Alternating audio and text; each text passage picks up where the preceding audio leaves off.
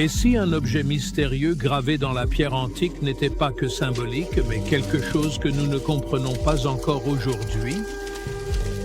À travers de multiples civilisations anciennes, séparées par des milliers de kilomètres et des milliers d'années, les archéologues retrouvent le même objet étrange.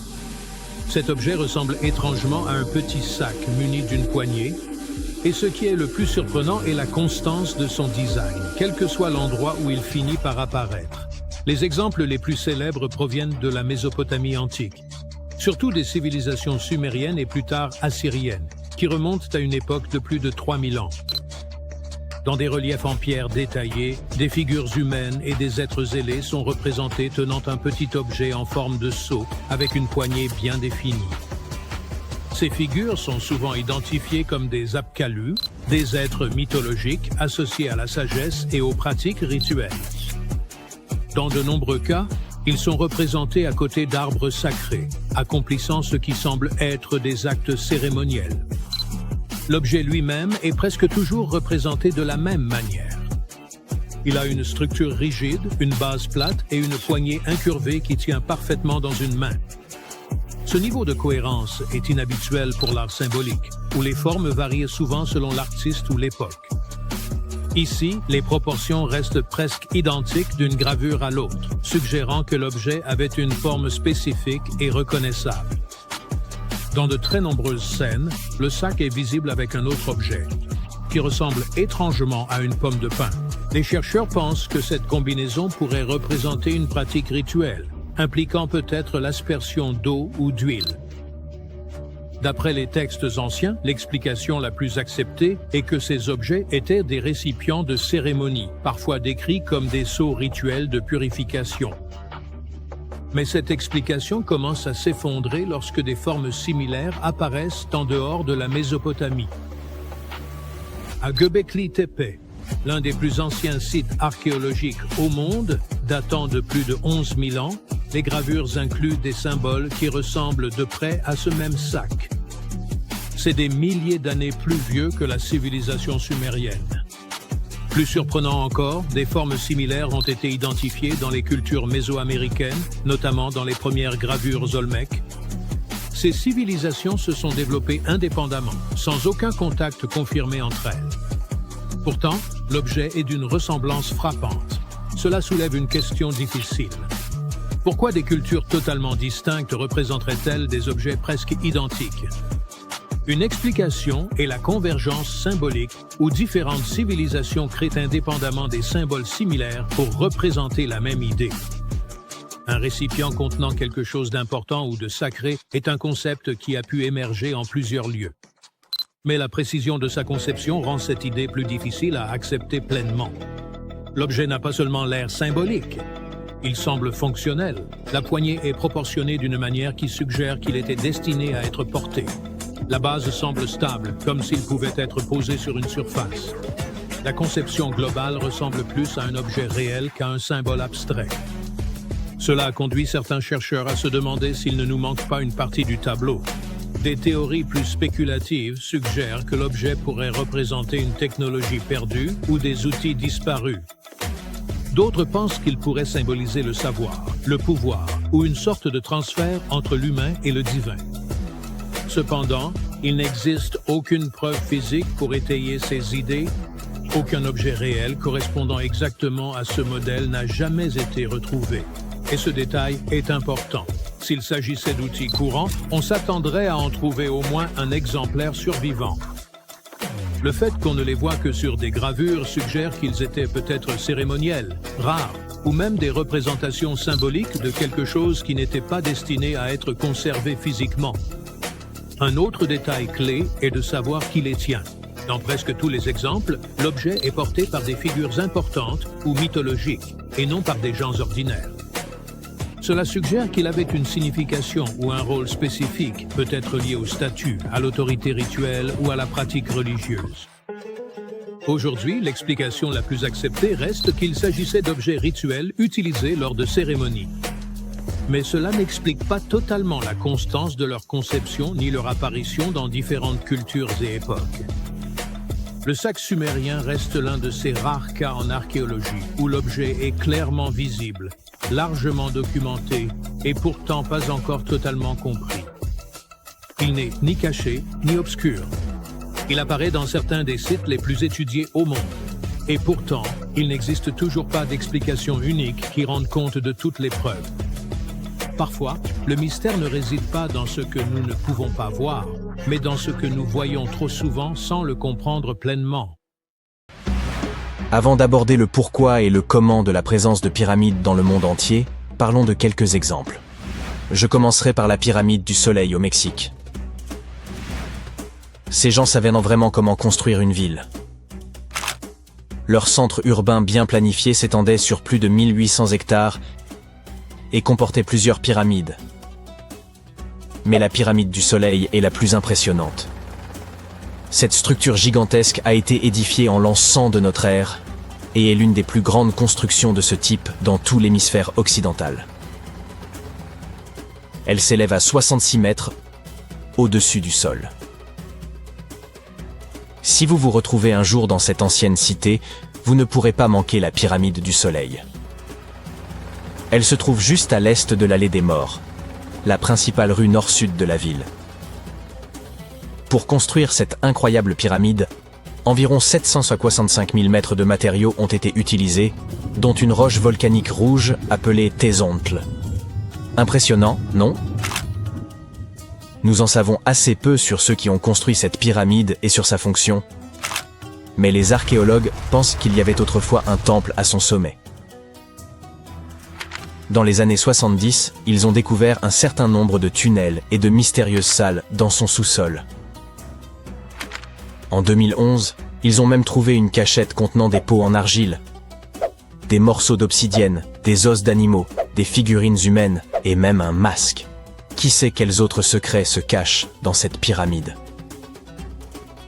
Si vous décidez de la visiter, vous devrez gravir les 248 marches inégales qui se trouvent sur sa face ouest. N'allez pas trébucher. Le Soudan a aussi ses pyramides. Les pyramides nubiennes ne sont pas aussi grandes que celles d'Égypte, mais il y en a quand même environ 200. Ces anciennes pyramides ont abrité pendant près de 1000 ans les tombes des pharaons du royaume de Méroé, qui régnaient sur l'Égypte de la Nubie à la mer Méditerranée. Les pyramides de Méroé ont été construites en granit et en grès rougeâtre. Et saviez-vous que le Soudan possède plus de pyramides anciennes que l'Égypte? Les pyramides couchites témoignent de l'architecture indigène et des traditions funéraires des royaumes de Napata et de Méroé en Nubie, que l'Égypte ancienne a influencé. Méroé, où ont été enterrés plus de 40 reines et rois, est le site pyramidal nubien le plus étendu. Les murs des tombes représentent des rois momifiés parés de bijoux, leurs coffrets en bois contenant des arcs, des carquois de flèches et d'autres objets témoignant des relations et des échanges commerciaux avec les civilisations égyptiennes et grecques. Si vous souhaitez explorer des tombes anciennes, vous pouvez donc éviter les foules en Égypte et vous rendre au Soudan.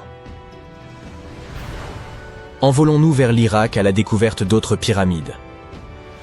Les ziggourats sont composés de strates successives et de temples étagés. Au lieu de murs lisses et droits, elles ont des étages, comme des gâteaux, qui permettaient la réalisation de travaux et la tenue de rituels importants. Ces structures imposantes sont disséminées dans tout l'Irak et l'Iran. Elles témoignent de la puissance et des compétences des peuples qui les ont construites. L'une des plus grandes et des plus impressionnantes ziggourats est celle d'Ur. Il s'agit d'une pyramide rectangulaire géante de 20 à 30 mètres de haut, surmontée de 3 niveaux de terrasses et d'un temple. Pouvez-vous imaginer le nombre de briques cuites qu'il a fallu pour construire cet édifice? 720 000 pour la seule partie inférieure. Cette ziggourate a été construite pour le roi sumérien Ur-Nama.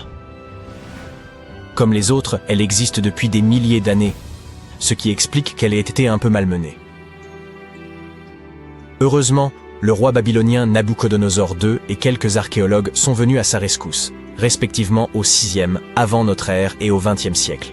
Aujourd'hui, elle se trouve près de la base aérienne de Talil. La ziggourate d'Ur a été construite en 2100 avant notre ère par le roi Ur-Nama, pour le dieu de la lune Nanna. C'était le plus haut bâtiment de la ville et on pouvait le voir à des kilomètres à la ronde. Il ressemblait à la flèche d'une cathédrale médiévale. Les gens y apportaient leur surplus agricole et obtenaient leur lot de nourriture en retour, mais c'était aussi un lieu spirituel. Malheureusement, le temple de Nanna, situé au sommet de la ziggourate, n'a pas survécu, mais nous possédons quelques briques bleues, vernissées, qui pourraient avoir fait partie de son décor. Les parties inférieures de la ziggourate sont tout de même étonnantes. Les architectes ont même percé des trous dans l'extérieur du temple pour permettre à l'eau de s'évaporer.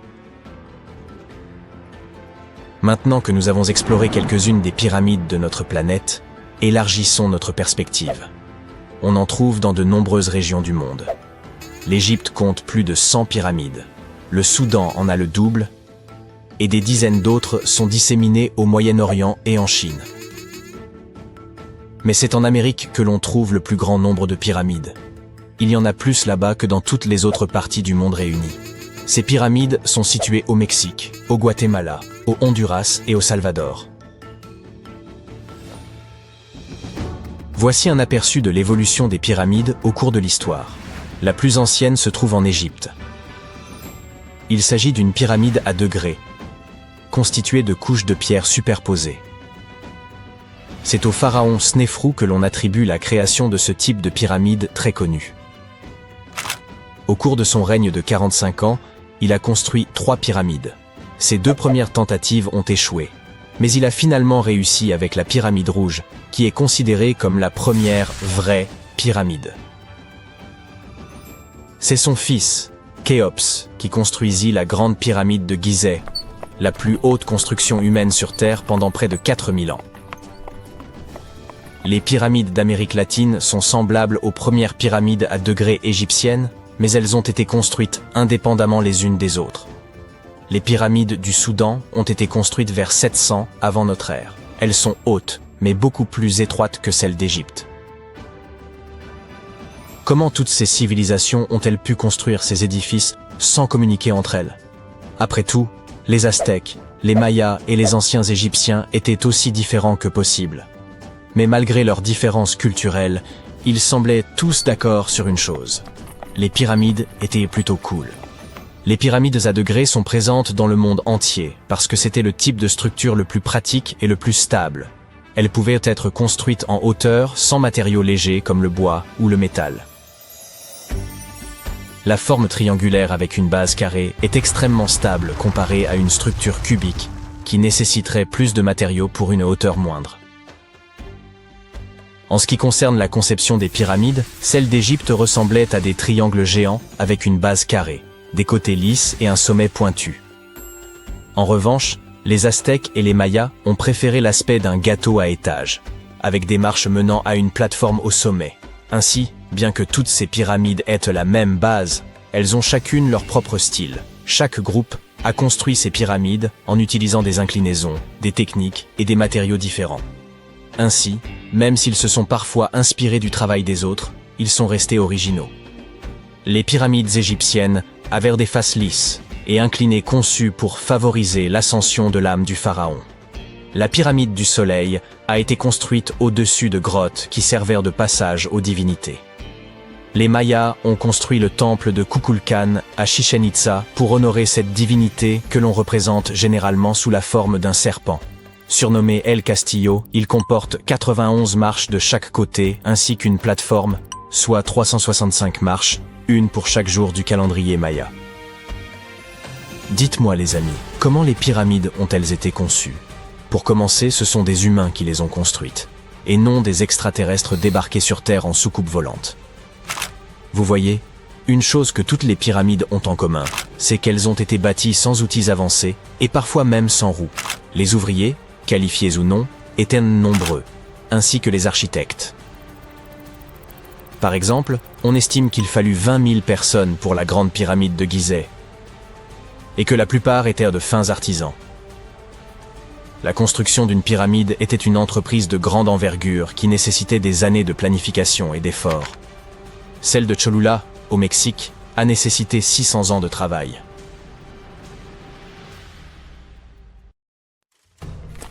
Sous les sables de Luxor, les chercheurs ont mis au jour ce qui semblait n'avoir jamais dû ressurgir. Plus d'1 millier de blocs de pierre finement ornés, vestiges du temple en ruine d'une femme pharaon. Cette découverte soulève des questions troublantes. Pourquoi ce sanctuaire fut-il anéanti? Et qui était donc cette femme? Elle s'appelait Hatshepsut, et l'on reconnaît aujourd'hui en elle l'une des figures les plus remarquables de l'ancienne monarchie égyptienne, bien que l'histoire ait longtemps failli l'effacer. Elle régna au sein de la 18e dynastie, entre 1479 et 1458 avant notre ère. Elle se distingua par de vastes projets architecturaux, des campagnes militaires victorieuses et des échanges commerciaux florissants. Elle fut par ailleurs l'une des rares femmes à avoir porté le titre de pharaon. Il fallut attendre environ 15 siècles avant qu'une autre femme ne monte sur le trône, et ce ne fut autre que Cléopâtre. Le chemin qu'emprunta Hatshepsut pour accéder au pouvoir constitue, sans doute, l'épisode le plus singulier de son histoire. Comme dans la plupart des monarchies héréditaires, la succession en Égypte privilégiait clairement les héritiers mâles. Ainsi, lorsque Thoutmôsis Ier eut pour premier enfant une fille, l'ordre dynastique s'en trouva profondément contrarié. À la mort du souverain, quelques années plus tard, le trône revint à Thoutmôsis II, qui régna brièvement, avant de le transmettre à son jeune fils, Thoutmôsis III, encore en bas âge. Hatshepsut se trouvait être la belle-mère du futur pharaon. Elle endossa donc naturellement le rôle de régente auprès de son beau-fils, trop jeune pour gouverner. Mais au bout de 7 années, elle prit une initiative sans précédent. Elle s'empara du pouvoir suprême et s'autoproclama pharaon d'Égypte. Il ne s'agissait pas d'une simple ambition personnelle. Hatshepsut avait pleinement conscience que, pour asseoir son autorité, elle devait se faire reconnaître comme souverain légitime. Elle adopta donc les attributs royaux dans leur intégralité, y compris la barbe postiche symbolique des pharaons. Statues et hiéroglyphes la représentaient fréquemment en homme, arborant le pagne traditionnel et la coiffe sacrée. Ce n'était toutefois nullement un déguisement. Les spécialistes s'accordent à dire qu'elle n'a jamais cherché à dissimuler son identité. Sur ces statues, on retrouve fréquemment des titres féminins comme « fille de Ré », ainsi que des formules grammaticales mêlant les genres, à l'instar de « Sa Majesté » elle-même. Par ses choix, elle signalait clairement qu'en dépit de l'adoption des symboles royaux masculins, elle assumait pleinement sa condition de femme. Mais cette stratégie ne suffisait pas. Afin de légitimer son autorité, elle imagina une généalogie d'origine divine soigneusement construite. Elle déclara que le dieu Ammon, prenant l'apparence de son père Thoutmôsis Ier, s'était uni à sa mère, faisant d'elle l'issue de l'union céleste. Cette revendication était loin d'être anodine. Les pharaons étant perçus comme des dieux sur terre, le fait de s'associer à Ammon renforçait considérablement la légitimité de son ascension. Les bas-reliefs des temples figuraient de cette naissance divine, Ammon la désignant comme son héritière légitime. Ces récits n'étaient pas de simples mythes, mais des instruments politiques destinés à asseoir son autorité sans contestation. Elle adopta en outre un nouveau nom, Mat-Kare, que l'on peut traduire par « la vérité est l'âme du dieu soleil ». Le concept de Maat occupait une place essentielle dans la pensée religieuse égyptienne, incarnant l'ordre, la justice et l'harmonie sacrée. Il appartenait au pharaon de faire régner ce principe pour préserver l'équilibre du royaume. En choisissant ce nom, Hatshepsut affirmait son statut de souveraine légitime, investie d'un devoir sacré. Son règne fut remarquable. Elle guida l'Égypte vers une période florissante, marquée par la paix, l'essor économique et de vastes chantiers architecturaux. Elle entreprit la restauration de nombreux sanctuaires à travers le pays, mais son œuvre la plus emblématique demeure son temple de Deir el-Bahari, un édifice d'une beauté saisissante, creusé dans les falaises de Luxor. Hatshepsut lança l'un des chantiers les plus ambitieux de toute l'histoire égyptienne, ordonnant l'édification de temples, d'obélisques et de monuments destinés à graver son règne dans l'éternité. Certains avancent qu'elle poursuivit les travaux de l'allée des Sphinx, cette majestueuse voie bordée de statues qui menait au sanctuaire de Karnak. Pour beaucoup, son accomplissement architectural le plus remarquable réside dans les obélisques monumentaux qu'elle fit tailler d'un seul bloc de granit. L'un d'eux, pesant plus de 320 tonnes, se dresse encore de nos jours. Mais au-delà de l'architecture, elle étendit aussi l'influence de l'Égypte par le commerce. Elle dépêcha une expédition vers le mythique pays de Pont, que l'on situe aujourd'hui en Somalie ou en Érythrée, en rapportant des trésors tels que l'or, l'ivoire ou des créatures exotiques. Cette flotte, fendant la mer Rouge, inaugura la première mission commerciale documentée de ce type, forgeant des liens économiques durables pour les générations futures. Et pourtant, malgré cette réussite éclatante, un fait troublant survint après la disparition d'Hatshepsut. Son successeur et beau-fils, Thoutmôsis III, longtemps éclipsé par son règne, prit une décision radicale. Il ordonna l'effacement de son nom de la mémoire collective. Ses statues furent mutilées, ses inscriptions effacées, ses hauts faits attribués à d'autres. Tout se passa comme si elle n'avait jamais existé. Certains avancent que Thoutmôsis III souhaitait rétablir ses prérogatives légitimes de souverain, tandis que d'autres estiment que ce sont des dirigeants ultérieurs qui, mal à l'aise avec l'idée d'une femme pharaon, cherchèrent à rétablir la suprématie masculine. Mais cette rivalité posthume ne s'arrêta pas là. Le conflit d'influence entre la belle-mère et le beau-fils se poursuivit dans la pierre. Bien après la mort d'Hatshepsut, Thoutmôsis III fit ériger son propre temple tout près du sien, dans la vallée des rois. Toutefois, il introduisit une modification.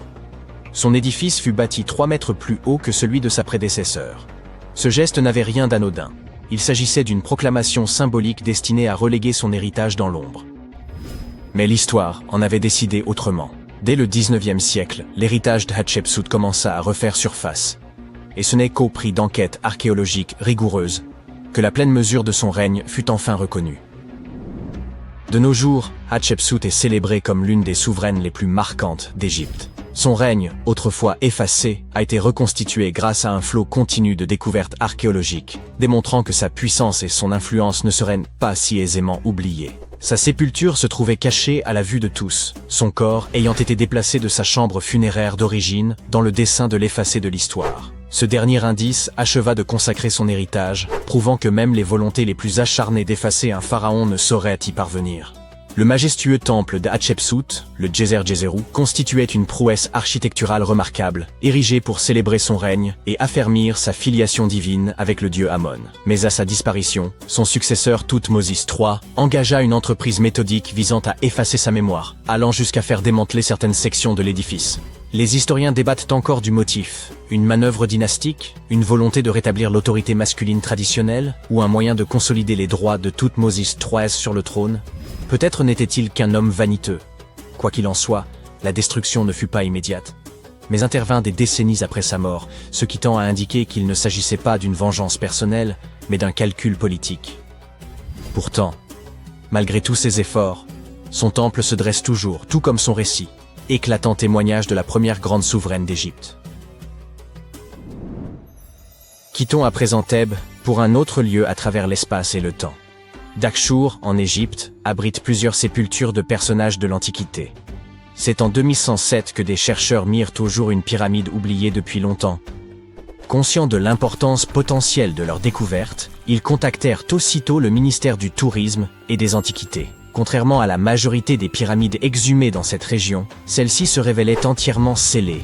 L'extraction de la pierre angulaire exigea une extrême minutie.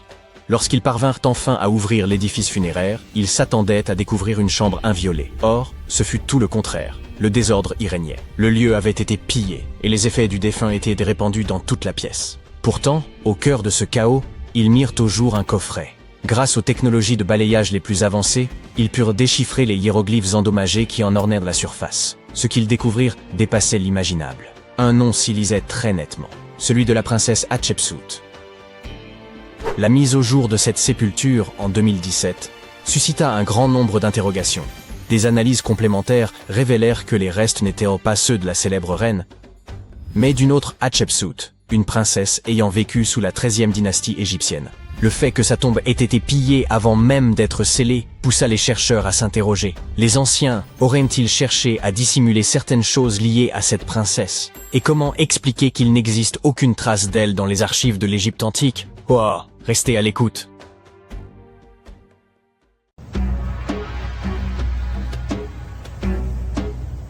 Ce n'est pas le décor de Dune, mais une véritable cité désertique située au Niger. Djado a sans doute été édifié par le peuple nomade des Sao et regorge de Ksar, des maisons fortifiées de faites de sel et d'argile, dotées de murs imposants et de passages secrets. Perchée au cœur du désert, elle constituait autrefois une étape essentielle pour les caravanes transsahariennes, mais elle essaie désormais un repère pour les contrebandiers et les bandits. L'accès y est interdit depuis 2002 en raison de sa dangerosité. Et l'origine des Ksar demeure nimbée de mystère. aucune étude archéologique n'a été menée, laissant de nombreuses questions sans réponse. Même aujourd'hui, les sables changeants révèlent et dissimulent des parties de ces anciennes ruines, alimentant les spéculations sur ce qui pourrait encore être caché sous le désert. En parlant de structures enfouies, les chercheurs ont été stupéfaits par la découverte de tubes de lave en Arabie Saoudite. Ces passages souterrains se forment lorsque la lave en fusion refroidit. Les chercheurs pensent que d'anciens nomades ont pu utiliser ces tunnels pour survivre aux conditions désertiques extrêmes. Lors de leur excavation, les archéologues ont mis au jour des artefacts, des peintures rupestres et des restes squelettiques. L'art et les ossements d'animaux suggèrent que les personnes ayant utilisé ces tunnels étaient probablement des bergers. On tente encore de déterminer si ces groupes y résidaient sur de longues périodes, ou si les tunnels ne servaient que de refuge temporaire. La pyramide de Khéops se dresse depuis des millénaires, mais elle continue de receler des secrets. Grâce à une technologie de balayage avancée, les scientifiques ont découvert 2 structures cachées sous un ancien site funéraire. La première forme une structure peu profonde en elle, tandis qu'en dessous se trouve un espace bien plus vaste, qui pourrait être un lieu de sépulture ou une chambre. La structure plus petite a été délibérément remplie de sable, tandis que la plus profonde pourrait être une chambre vide. On estime que les 2 sont reliés, peut-être par un passage menant à une chambre secrète. Cette découverte est d'importance capitale, car elle pourrait nous offrir de nouvelles perspectives sur les bâtisseurs des pyramides et leurs motivations. Le monde est riche en écrits anciens, mais certains messages demeurent impénétrables, à l'instar du mystère de la tablette de Bachplémy. Cette pierre énigmatique, extraite d'un lac en Géorgie, est recouverte de symboles que personne n'arrive à déchiffrer. Malgré les progrès technologiques, les experts restent totalement déconcertés. Cette tablette, de la taille d'un livre, comporte 60 symboles gravés avec soin sur sa surface. Mais 39 d'entre eux ne correspondent à aucune langue connue. Certains de ces symboles ressemblent à ceux des civilisations anciennes du Moyen-Orient, de l'Inde et de l'Égypte, mais aucun n'est parfaitement identique. Pour compliquer davantage les choses, une partie de la tablette est brisée, laissant un fragment irrémédiablement perdu. Pour exclure toute supercherie, les scientifiques ont minutieusement examiné la tablette. Ils ont confirmé qu'elle était constituée de basalte vacuolaire, une roche locale d'une grande dureté. Quiconque a sculpté ces symboles devait posséder une grande expertise. Sur la base de découvertes archéologiques similaires, les spécialistes estiment que la tablette pourrait dater de la fin de l'âge du bronze ou du début de l'âge du fer. Certains symboles se répètent, ce qui pourrait indiquer qu'ils représentent des chiffres. Il se pourrait qu'il s'agisse d'un inventaire, d'un registre de bataille ou même d'une offrande aux dieux. Tant que le code n'aura pas été décrypté, la tablette de Bachplémy restera un mystère insondable des profondeurs de l'histoire. Les experts sont toujours déconcertés par la signification de ce disque minoen.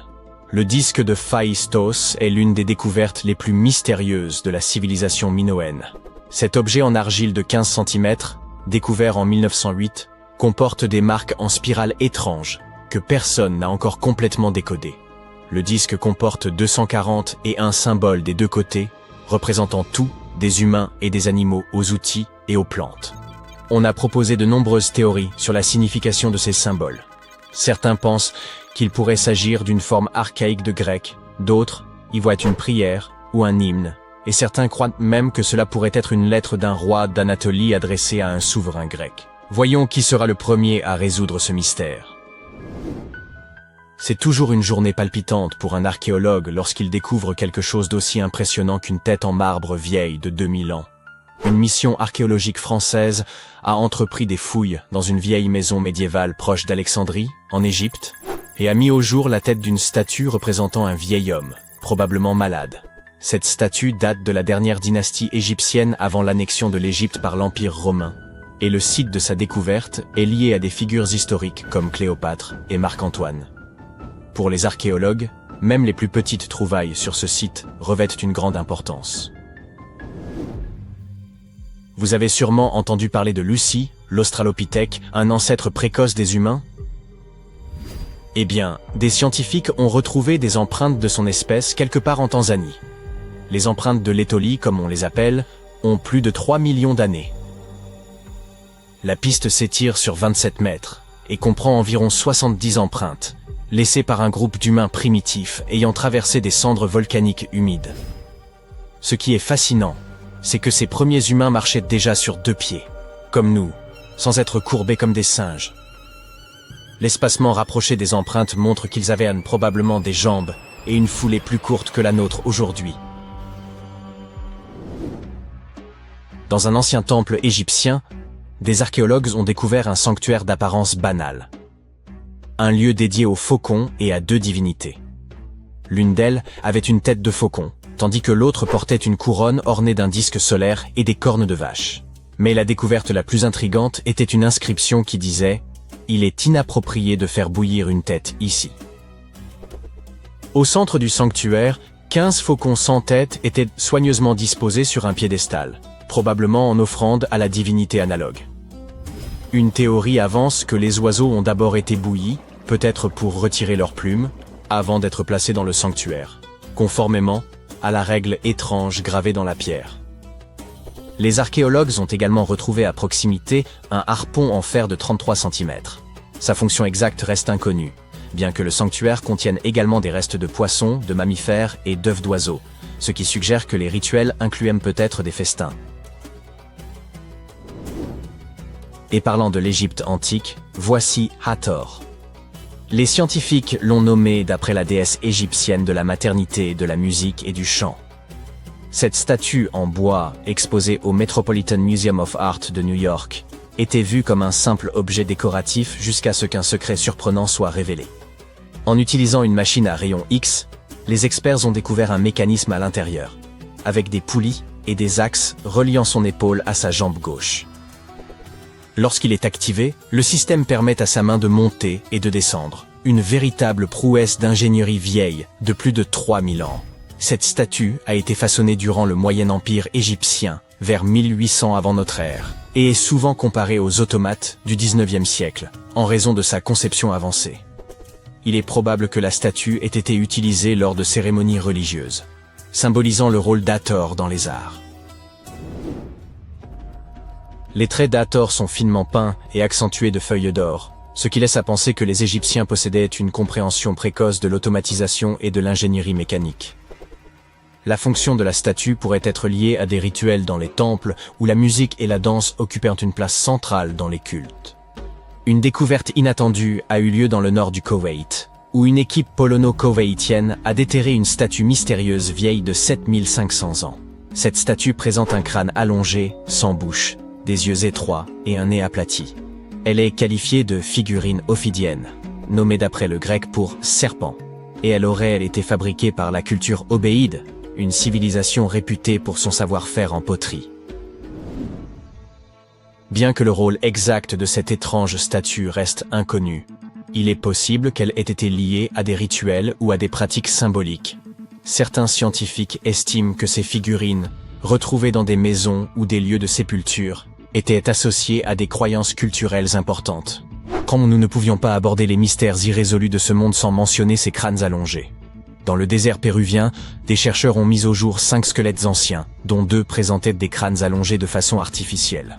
Bien que la déformation crânienne ait été courante dans diverses cultures, ces crânes échappent à toute explication. Les légendes locales évoquent les gentils, une mystérieuse race bannie sous terre par les dieux. Certains affirment que ces crânes représenteraient cette race. Que fait un bateau au beau milieu du désert? On s'attendrait plutôt à retrouver un navire près des côtes. Cette question a préoccupé les archéologues pendant des décennies.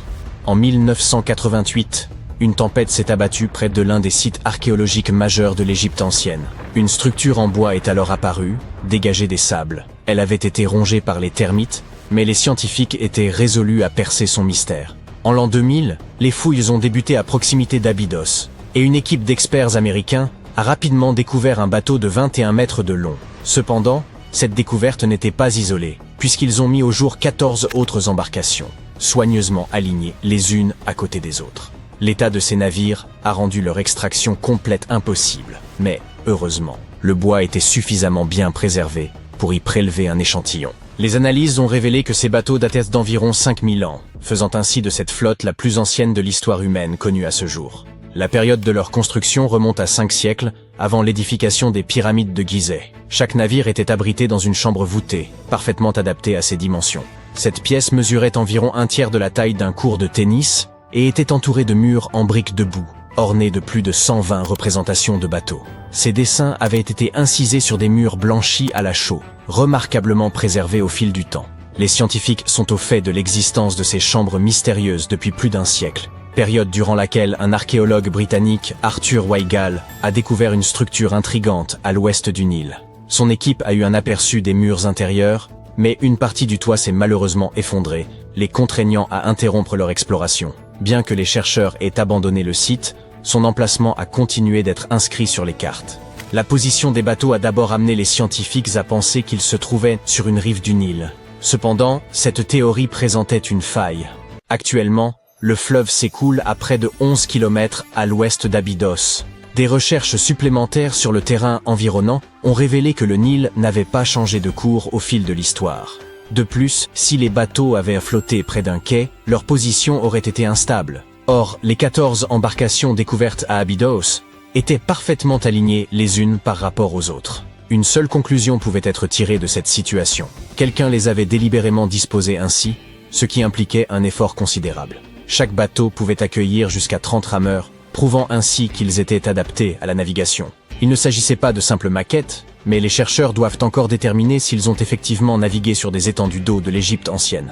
Cela n'enlève rien à l'importance de cette découverte. Auparavant, les archéologues n'avaient mis au jour que des modèles réduits. Dans le tombeau de Toutankhamon, par exemple, on dénombre 35 maquettes de bateaux. Et pendant une longue période, ces figurines constituaient les seules indications sur l'apparence des navires de l'Égypte ancienne. La conception de ces bateaux atteste de leur authenticité. Ils constituent les plus anciens exemples connus de ce que l'on appelle des bateaux construits. Dans l'Antiquité, les gens réalisèrent des embarcations primitives, en creusant de grands troncs d'arbres, tandis que l'alternative consistait à assembler des roseaux pour former un radeau. Mais les bateaux découverts à Abydos étaient composés de planches attachées ensemble. Cette découverte a marqué une avancée significative dans le domaine de la construction navale. À leur époque, ces bateaux devaient être impressionnants, car le bois représentait une ressource précieuse. Dans le désert, il n'y avait pas de bois, et le cèdre devait être importé du Liban. Seul le pharaon pouvait se permettre un tel luxe. L'étude de la zone entourant l'ancienne flotte a également apporté des éclaircissements supplémentaires. Les scientifiques ont découvert une structure en briques de boue dédiée au culte du pharaon, et sa date de construction approximative coïncide avec celle des bateaux en bois. Les mêmes briques utilisées pour édifier ce bâtiment ont également servi à enfermer la flotte. Lors de leur construction, les salles qui les abritaient étaient dotées d'un plafond, une section que les archéologues ont mise au jour au début du XXe siècle. Tout comme les momies dans leurs sarcophages, ces magnifiques navires reposaient à l'intérieur de voûtes splendides. L'extérieur de ces salles était tout aussi impressionnant.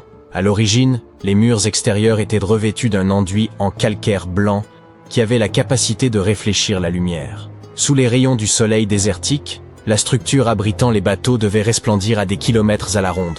Les bâtisseurs égyptiens anciens ont employé la même méthode pour recouvrir les pyramides 5 siècles plus tard.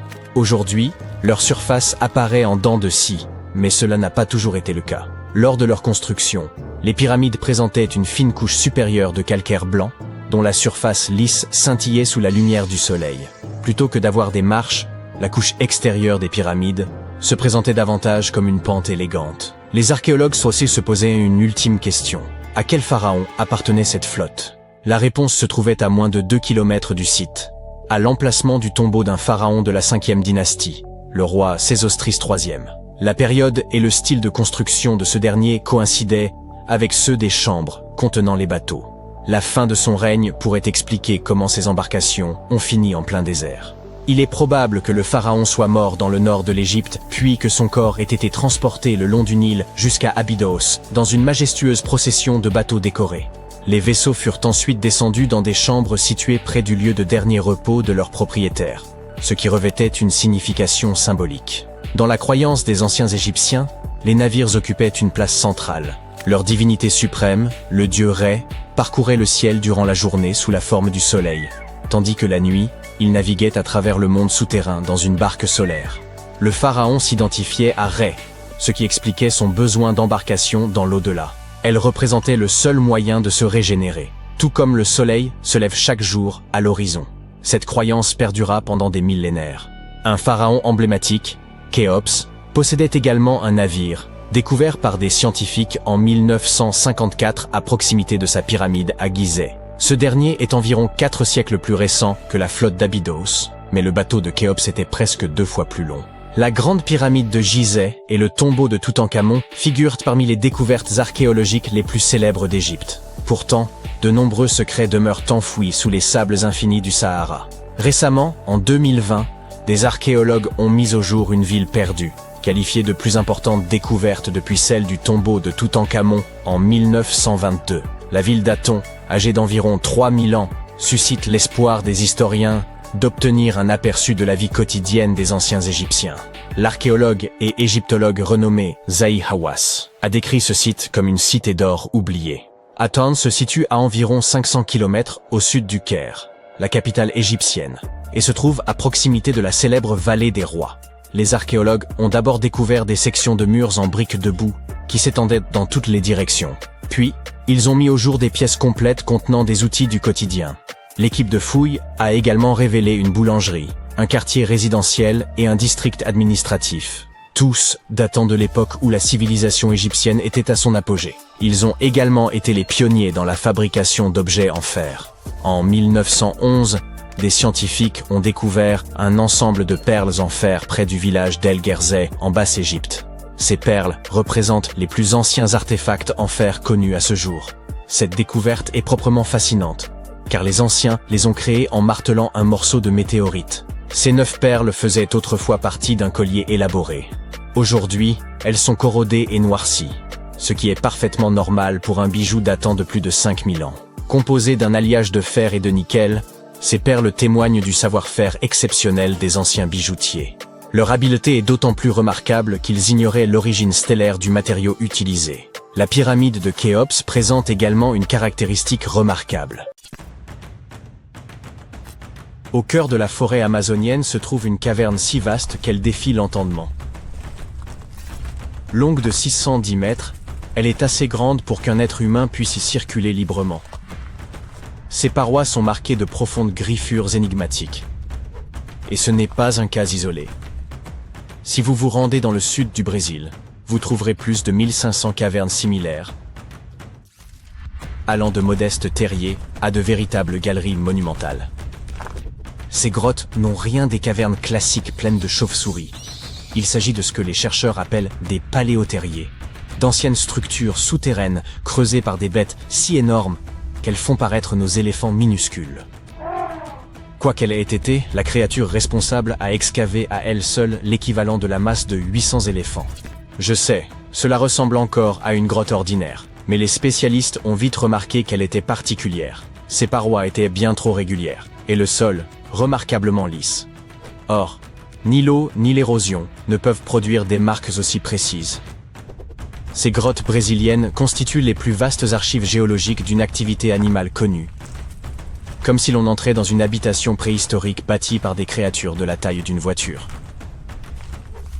Pour résoudre ce mystère, les chercheurs ont examiné les griffures sur les murs et ont conclu qu'elles avaient sans doute été faites par d'énormes paresseux terrestres, une espèce nommée Valgyps, dont le poids pouvait avoisiner les 4 tonnes, et qui aurait pu dévorer en 3 jours l'équivalent de votre alimentation annuelle. Aussi massifs soient-ils, ces animaux ne pouvaient creuser seuls d'aussi longs tunnels, ils devaient collaborer. C'est pourquoi les scientifiques pensent que plusieurs paresseux utilisaient un même tunnel et le creusaient ensemble. Il se peut même que de gigantesques tatous aient contribué à l'ouvrage, car ils étaient des excavateurs extrêmement habiles, et eux aussi habitaient à cette région.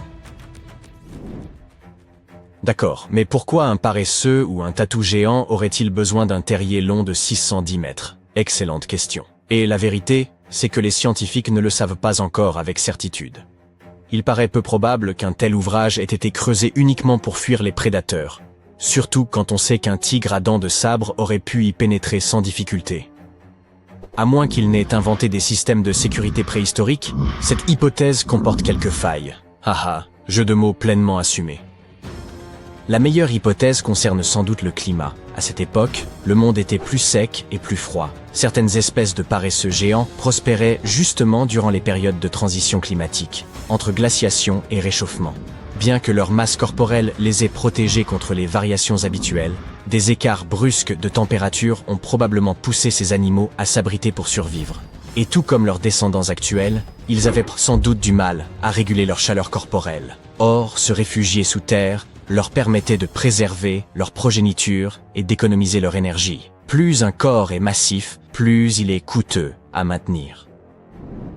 Certains chercheurs avancent que ces tunnels ont pu servir de repères partagés à tour de rôle. Un paresseux s'y installe, creuse un peu, laisse quelques traces de griffes, puis repart, et plus tard, un autre investit l'endroit, y ajoutant sa propre signature. En somme, une sorte d'auberge espagnole pour mégafaune préhistorique. Tous les indices pointent vers une forme de multipropriété plutôt qu'une occupation exclusive. Après tout, ces créatures n'étaient en guère sociables. Paresseux comme Tatou préféraient la solitude en duo, généralement mère et petit. Quant au père, il ne restait que pour la partie plaisante. Mais vous aurez sans doute remarqué un léger détail. Ces créatures ont disparu depuis longtemps. Leur extinction remonte à environ 11 000 ans, au moment où les humains ont commencé à se répandre sur la planète, alors qu'une ère glaciaire touchait à sa fin. En vérité, 80% des mammifères pesant plus d'1 kilogramme ont disparu à cette époque. Le premier coupable est bien sûr celui que l'on retrouve toujours sur le banc des accusés, l'être humain. Il y a environ 10 000 ans, une vague de chasseurs experts, munis d'outils distinctifs comme les pointes de lance, a traversé l'Amérique du Nord. La théorie veut que la faune locale n'ait pas su réagir face à ce nouveau prédateur, devenant ainsi une proie facile. Une fois les grands herbivores éliminés, les carnivores ont décliné à leur tour faute de nourriture. Et la chasse n'a pas été le seul facteur. Les premiers humains ont sans doute aussi perturbé les écosystèmes, rendant la vie encore plus difficile pour les grandes espèces. Mais attendez, il y a un autre suspect, le changement climatique. À peu près à la même époque, le climat terrestre a connu un bouleversement majeur. Il est passé d'un froid extrême à un froid plus modéré. Pour situer, la température moyenne avoisinait les 8 degrés Celsius, ce qui a entraîné des saisons instables et la disparition progressive de nombreuses plantes. Et lorsque la végétation décline, les grands herbivores, comme nos paresseux géants, se retrouvent privés de ressources, ce qui les fragilise davantage. De nombreux chercheurs estiment aujourd'hui que les activités humaines et les bouleversements climatiques ont tous deux contribué à l'extinction, mais selon des modalités différentes suivant les régions. Ici, l'homme aurait rompu l'équilibre. Ailleurs, la nature seule aurait mené l'œuvre à son terme. Quoi qu'il en soit, cette conjonction fatale a scellé la fin des géants. Il s'avère qu'une taille colossale n'est pas toujours un avantage. Les grands animaux vivent plus longtemps et se reproduisent lentement, ce qui les rend extrêmement vulnérables lors des catastrophes. Et leur rétablissement est d'une lenteur dramatique. Après la disparition des dinosaures, par exemple, il a fallu près de 15 millions d'années avant que de nouveaux méga-mammifères n'émergent à leur tour. La dernière extinction majeure remonte à environ 12 000 ans. Une durée bien trop courte pour permettre l'évolution de nouvelles créatures massives. Les plus grands animaux terrestres d'aujourd'hui, comme les éléphants, les rhinocéros ou les bisons, ne sont pas de jeunes espèces. Ce sont les survivants aguerris d'un ancien cataclysme. Et nous partageons encore la planète avec le rorqual bleu, le plus grand mammifère ayant jamais existé. Mais pourquoi certains animaux préhistoriques sont-ils devenus si énormes au départ? En réalité, la taille offre plusieurs avantages. Malgré tout ce que l'on sait sur l'extinction, elle protège des prédateurs et apporte un avantage dans la lutte pour la nourriture. Quand les herbivores prenaient de l'ampleur, les carnivores devaient suivre, sous peine d'être dépassés. L'environnement joue aussi un rôle fondamental. Les animaux à sang froid peuvent grandir davantage dans les régions chaudes afin de mieux dissiper la chaleur, tandis que les géants à sang chaud s'épanouissent dans les climats froids pour mieux conserver la leur. Un paléontologue a avancé que certains végétariens de taille démesurée avaient besoin d'un ventre énorme juste pour digérer les plantes ligneuses de leur époque, comme s'ils transportaient un bar à salade dans leur abdomen. Il faut aussi parler de l'oxygène. À l'époque, l'atmosphère terrestre en contenait bien plus qu'aujourd'hui. Et cela change tout, surtout pour les espèces dotées de systèmes respiratoires peu efficaces, comme les insectes. Ce surplus d'oxygène leur permettait de croître davantage et d'être plus actifs. Un véritable mode turbo offert par la nature. Il convient également de mentionner les os, en particulier ceux qui étaient de plus légers. Nombre de dinosaures géants possédèrent des sacs aériens intégrés à leur squelette, à l'image des oiseaux actuels. Leurs os restaient solides sans devenir trop lourds, ce qui leur permettait d'atteindre une taille impressionnante sans s'effondrer sous leur propre poids. Ces sacs aériens servaient aussi au refroidissement, ce qui est vital quand on est littéralement une chaudière ambulante de muscles. À l'inverse, les mammifères modernes subissent les limites imposées par la gravité et la biologie. Des corps plus volumineux exigent un cœur plus robuste, des poumons puissants et une pression sanguine suffisante. Or, la terre ferme n'apporte que peu de soutien. C'est aussi ce qui explique pourquoi les baleines ont dépassé les dinosaures en taille. L'océan agit comme un système de soutien naturel. Grâce à la flottabilité, leur masse est portée, ce qui permet au rorqual bleu d'atteindre une masse impressionnante de 150 000 kg, sans finir aplati. Sur la terre ferme, une telle corpulence poserait de graves problèmes physiologiques. Ainsi, les anciens géants n'étaient nés pas de simples bizarreries de la nature, mais le fruit d'un équilibre précis entre air, nourriture, environnement et lois physiques travaillant de concert. Cette extinction fut certes une tragédie pour les paresseux géants, ces véritables ingénieurs de la nature, mais elle nous a sans doute évité de cohabiter avec des insectes de la taille de corbeaux, comme certains méganisoptères, ou encore des 1000 pattes de près d'1,80 m de long. Gloops! Sur ce, si vous le permettez, je vais aller rendre hommage aux paresseux modernes, lents, petits et heureusement incapables de remodeler la planète, ou de me provoquer des crises de panique entomologique. Les chercheurs ont mis au jour d'anciens artefacts tout près de la sépulture de Toutankhamon. Il s'avère que ce lieu de repos, supposément réservé à l'élite, s'apparente plus à une nécropole commune, abritant une douzaine de cercueils en bois datant d'environ 3600 ans. D'accord, j'ai peut-être un peu exagéré. Ces 11 tombes ne se trouvaient là pas exactement à côté de celles de Toutankhamon, mais relativement proches, aux abords de la ville de Luxor. Les découvertes récentes dans les sépultures égyptiennes apportent de précieuses indications sur la vie quotidienne dans l'Égypte antique. Et contre toute attente, il apparaît que les Égyptiens partagèrent de nombreuses similitudes avec nos civilisations modernes. Les femmes arborent ainsi des parures depuis la nuit des temps, et les archéologues ont exhumé un collier d'une remarquable finesse, composé de 30 perles d'améthyste et de 2 perles d'agate, ainsi qu'un pendentif en forme de tête d'hippopotame, probablement très prisé à l'époque. Les chercheurs ont également découvert 2 miroirs en cuivre, l'un doté d'un manche sculpté en forme de lotus, l'autre orné de la déesse Hathor, associée au ciel, à la féminité, à la fertilité et à l'amour. Ces fouilles récentes aux abords du tombeau de Toutankhamon ont révélé une découverte saisissante. Pour la première fois depuis des millénaires, des vestiges du temple funéraire de la reine Hatshepsut ont été mis au jour. Essayez donc de le répéter rapidement 10 fois. Finalement, oubliée. Considérée comme la 2e femme à avoir régné en tant que pharaon, cette souveraine exerça son pouvoir avec courage et sagesse, laissant un héritage aussi durable que la pierre. Son temple, enfoui durant des siècles, constitue désormais une fenêtre précieuse sur une époque marquée par les intrigues et la ferveur spirituelle. Les archéologues ont exhumé plus de 1000 blocs de pierre richement ornés en périphérie du temple funéraire d'Hatshepsut. Peu de femmes réussirent à accéder au trône dans l'Égypte antique. À proximité, une autre tombe a été découverte. Elle appartenait à Djehutimès, intendant du palais de la reine Tétichéri. La reine Hatshepsut semble avoir bien plus de tombes, ou plutôt d'atouts, cachés dans sa manche. Contrairement aux pyramides, ces tombes ont été directement creusées dans la roche, illustrant une approche singulière de la préservation de l'âme dans l'au-delà. Les fouilles ont permis d'exhumer plusieurs objets anciens fascinants. Des jouets en argile, des masques de momies, des scarabées ailés et quelques amulettes. Malheureusement, il est probable que bien d'autres artefacts aient disparu au fil des siècles, car des visiteurs moins scrupuleux que les archéologues ont exploré le site avant eux. Il y a fort à parier que des pillards aient mis la main sur certaines pièces de grande valeur. Pourtant, ils ont laissé derrière eux quelques vestiges intéressants pour les chercheurs, notamment des poteries destinées aux offrandes de pain et de viande, ainsi que des arcs, suggérant un lien entre les propriétaires de ces tombes et l'armée égyptienne. En parlant de protection de l'âme, elle est bien plus essentielle qu'on ne pourrait le croire, surtout lorsqu'on se promène aux abords de Luxor à la recherche de secrets enfouis. Vous n'êtes pas du genre à craindre la malédiction de Toutankhamon, n'est-ce pas? Laissez-moi vous raconter ce qui est arrivé à ceux qui l'ont bravé. mais n'allez pas tout prendre au pied de la lettre. Pendant des années, certains égyptologues, en particulier ceux qui prêtaient foi au paranormal, ont été convaincus qu'une malédiction pesait sur les découvertes liées à Toutankhamon.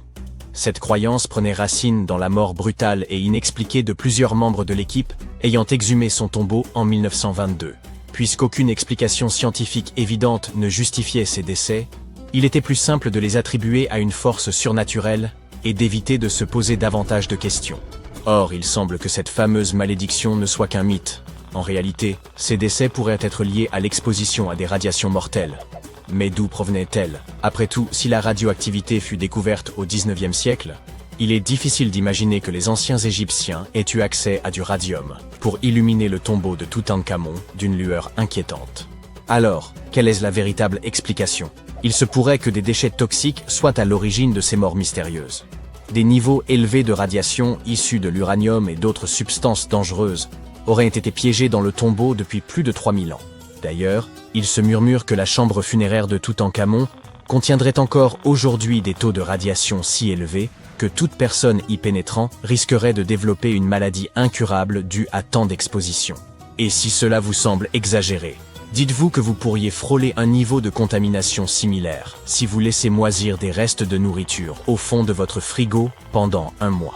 Toutefois, cette radioactivité ne se limite pas au tombeau de Toutankhamon. La recherche d'artefacts égyptiens est proprement fascinante mais tout aussi périlleuse. De nombreuses tombes de l'Ancien Empire affichent des niveaux de radiation anormalement élevés.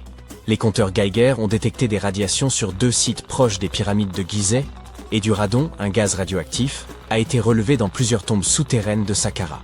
Il est probable que les bâtisseurs de ces sépultures aient eu conscience de ces toxines. Des avertissements gravés sur les murs mettent en garde contre une mort inévitable pour quiconque ose profaner ces lieux. L'une des inscriptions prévient « Quiconque violera ce tombeau périra d'un mal qu'aucun médecin ne saura comprendre ». D'autres formules évoquant l'interdit causé par des esprits maléfiques ont sans doute renforcé la peur de ces malédictions antiques. Depuis toujours, ces avertissements intriguaient les archéologues. Mais un événement survenu il y a un siècle a ravivé la crainte des malédictions. En 1922, peu après l'ouverture du tombeau de Toutankhamon, Lord Carnarvon, qui avait financé l'expédition, mourut dans des circonstances mystérieuses, de même que de nombreuses personnes ayant exploré la tombe. Arthur Weigel, un égyptologue britannique présent lors de l'ouverture du tombeau, est d'ailleurs considéré comme l'un des artisans du mythe de la malédiction. Ironie du sort, il mourut prématurément en 1934, alors qu'il n'avait qu'une cinquantaine d'années. Certains avancent que son décès pourrait être lié à une exposition prolongée aux radiations. Sur les 26 personnes présentes lors de l'ouverture, 6 périrent dans les 10 années suivantes. Toutefois, ces disparitions ne sont pas toutes imputables aux rayons X. Les causes variaient: asphyxie, AVC, insuffisance cardiaque, pneumonie et même empoisonnement. Sinistre, n'est-ce pas? Pourtant, un homme semble avoir échappé à cette prétendue malédiction. Howard Carter, l'archéologue qui dirigeait les fouilles. Pour certains, sa survie prouvait que cette légende n'était qu'un mythe. Après sa découverte, Carter publia plusieurs ouvrages avant d'abandonner progressivement l'archéologie pour le commerce d'antiquités destinées aux musées. Toutefois, certains pensent que la malédiction l'a frappé d'une autre manière. Une rumeur persistante le lie à Evelyn, la fille de Lord Carnarvon. On raconte qu'il l'aimait éperdument, mais qu'elle épousa un autre homme. Désespéré, il aurait choisi de rester célibataire jusqu'à la fin de sa vie. Une autre forme de malédiction, plus subtile, mais tout aussi cruelle. D'autres ont affirmé qu'ils avaient eu une liaison durant son séjour en Égypte, mais que tout s'était terminé avec la mort de son père et son départ définitif du pays. Néanmoins, ces récits manquent de preuves. Evelyn n'avait que 6 ans lorsqu'ils se sont rencontrés, et leur relation est restée cordiale jusqu'à la fin. Présente à ses funérailles, elle faisait partie des rares invités, mais elle a nié toute romance, affirmant qu'ils n'étaient pas si intimes. Un an après la découverte de la tombe de Toutankhamon, Evelyn épousa le politicien Sir Brograve Beauchamp et eut une fille. Cette même année, Beauchamp visita la sépulture avec ses parents, sous la conduite de Carter. Ce dernier ne se maria jamais, et, hormis ses spéculations posthumes autour d'Evelyn, aucune autre relation amoureuse ne lui fut attribuée. Si la légende de la malédiction ajoute une touche intrigante à son histoire, son tempérament distant vis-à-vis des relations était déjà évident bien avant l'ouverture du tombeau. Carter n'était tout simplement pas quelqu'un de sociable. En 1939, après un long combat contre la maladie, il finit par succomber. Il avait 64 ans, une espérance de vie tout à fait ordinaire au Royaume-Uni à cette époque, si bien que personne ne jugea sa mort suspecte ni ne l'associa à une quelconque malédiction. À son décès, on découvrit que plusieurs artefacts du tombeau de Toutankhamon étaient en sa possession, dans son appartement londonien. Ceux-ci furent finalement restitués à l'Égypte, événement que certains interprétèrent comme la conclusion de la malédiction. Peut-être que s'il n'avait pas conservé ses souvenirs chez lui, il aurait vécu bien plus longtemps. Quant aux autres décès, ils conservent une part de mystère. La théorie de la malédiction a sans doute été renforcée par des événements troublants survenus lors des fouilles. Carnarvon développa une grave infection après une simple piqûre de moustique. Et au moment de l'ouverture du tombeau, le Caire connut une panne de courant inexplicable suivie d'une tempête de sable. En Angleterre, le chien de Lord Carnarvon, Suzy, s'échappa de la demeure et se mit à aboyer frénétiquement, sans raison apparente, du moins si l'on en croit les témoins. Plus étrange encore, au moment exact où son maître rendit son dernier soupir, l'animal poussa un hurlement avant de s'effondrer, inerte. Peut-être que les radiations n'ont finalement joué aucun rôle, et que les anciens artefacts du tombeau de Toutankhamon étaient réellement porteurs du... Lorsqu'on entend le mot « momie », ça donne parfois froid dans le dos. En effet, la plupart d'entre nous associent ce mot à ces personnages effrayants que nous avons vus dans des films d'horreur.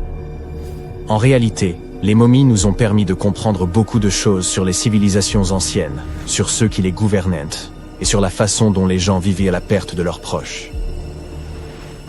Les Égyptiens de l'Antiquité, qui croyaient qu'une certaine forme d'existence après la mort était possible si certaines conditions étaient respectées, sont le peuple le plus connu au monde pour ses momies.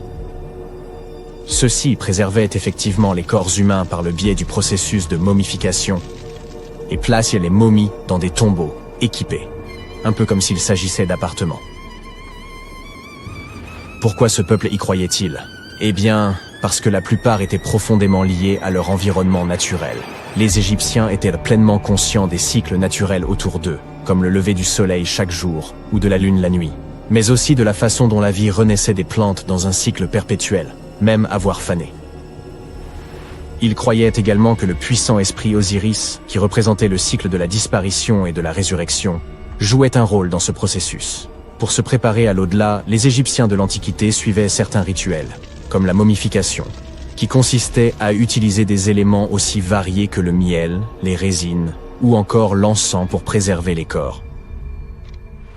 Aucune momie n'est plus célèbre que celle du roi Tut, Toutankhamon. Ce jeune pharaon régna sur l'Égypte il y a plus de 3000 ans. Un problème majeur lors de la découverte des tombes royales est que la plupart ont déjà été pillées au moment où on les retrouve. Le peuple savait que les souverains laissaient de nombreux objets de valeur à leur côté après leur mort, ce qui rendait ces lieux de sépulture vulnérables face aux voleurs. Étonnamment, lorsque la tombe du roi Tut fut ouverte en 1922, les gens se réjouirent, car elle n'avait pas été volée à l'instar de beaucoup d'autres tombes royales. C'est dire à quel point elle était bien cachée. À l'intérieur, sa momie était enfermée dans 3 cercueils au total, dont un en or. Les objets trouvés dans sa tombe furent très révélateurs de ce qu'était l'Égypte antique. L'étude de sa momie nous a également permis d'en savoir plus sur la culture et les pratiques en vigueur à l'époque où il est décédé. Enfin, les recherches liées à son ADN nous ont conduit à obtenir des informations sur sa famille. En outre, les scientifiques purent découvrir qu'il avait, par exemple, souffert de la maladie appelée le paludisme, et d'un problème au pied susceptible de l'avoir gêné lorsqu'il marchait. Ramsès II est un autre pharaon égyptien qui a régné pendant 68 ans, ce qui n'était pas rien à l'époque. Il est connu pour ses campagnes militaires d'expansion et ses réalisations architecturales. De nombreuses preuves datant de son règne existent encore aujourd'hui, notamment une grande statue à son effigie. Ramsès II mesurait environ 1,80 m et a vécu jusqu'à l'âge de 90 ans. Après avoir examiné sa momie, les scientifiques conclurent qu'il souffrait peut-être d'une maladie affectant sa colonne vertébrale. Vous vous souvenez des voleurs que j'ai évoqués plus haut? C'est probablement à cause de ces derniers que Ramsès II termina dans le cercueil ordinaire d'une collection secrète de momies royales à Deir el-Bahari, qui a été redécouverte en 1881. Heureusement, les archéologues purent l'identifier, car ses voyages avaient été consignés sur ce qui l'enveloppait. Le processus de momification était très fastidieux. En effet, dans l'Égypte antique, la momification pouvait durer jusqu'à 70 jours. Une personne dédiée prononçait un discours très spécifique tout en manipulant délicatement le corps et en le séchant à l'aide d'une sorte de sel appelé natron. On utilisait également du lin et de la résine pour que le corps paraisse plus vivant et pour l'envelopper dans un tissu. La tombe était tout aussi importante que la momification pour les Égyptiens de l'Antiquité. Les parois de la tombe du roi Tut, par exemple, étaient ornées d'œuvres d'art complexes représentant son voyage dans l'au-delà, depuis sa procession funéraire jusqu'à son passage aux enfers. Les Égyptiens antiques pensaient que tout le monde faisait ce voyage après sa mort et remplissaient donc les tombes d'objets et de peintures pour aider les défunts au cours de leur voyage spirituel. En outre, les murs de la tombe étaient décorés de formules tirées d'un livre spécial qui contenait une série de poèmes dont les Égyptiens pensaient qu'ils aideraient les gens à atteindre l'au-delà. Fait soulignant l'importance de ce voyage, les gens plaçaient même de la nourriture dans ces tombes antiques. Dans la tombe du roi Tut, les archéologues découvrirent 36 jarres de boissons antiques et 8 paniers de fruits, déposés là pour l'aider dans son voyage vers l'au-delà. Les Égyptiens pensaient que le voyage vers l'au-delà prenait beaucoup de temps et laissaient donc des provisions conséquentes pour soutenir leurs proches.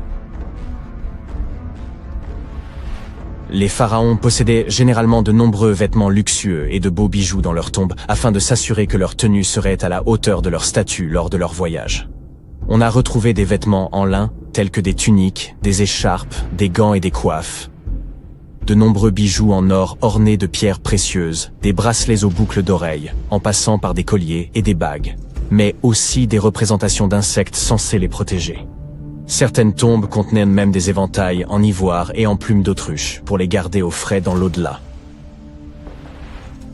Aussi fou que ça puisse paraître, certains souverains de l'Antiquité furent placés dans leurs appartements éternels avec des bateaux. Par exemple, le pharaon Khufu fit construire la grande pyramide de Gizeh pour en faire son tombeau, et un grand bateau fut retrouvé à l'intérieur. Le roi Tut, quant à lui, fut enterré avec plusieurs pages de bateaux, mais pas de bateau à proprement parler.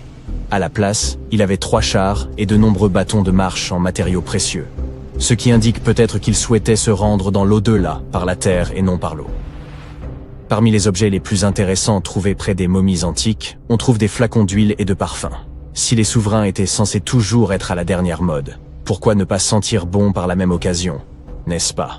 Certains d'entre eux possédaient également des jeux de société, la plupart fabriqués dans des matériaux précieux, comme l'or ou l'ivoire. L'un de ces jeux, le Senet, était très populaire en Égypte antique et ressemblait beaucoup aux échecs modernes. Les Égyptiens de l'Antiquité ont peut-être les momies les plus célèbres, mais ce ne sont pas ceux qui inventèrent la momification. En réalité, tout commença en Amérique du Sud, avec un peuple ancien appelé Chinchorro.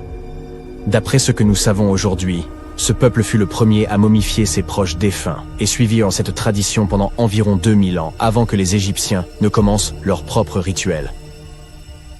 Certes, l'étude de ces momies permet d'en apprendre beaucoup sur les souverains de l'Antiquité, mais jusqu'à récemment, nous n'avions encore aucune idée de ce à quoi les défunts ressemblaient vraiment de leur vivant.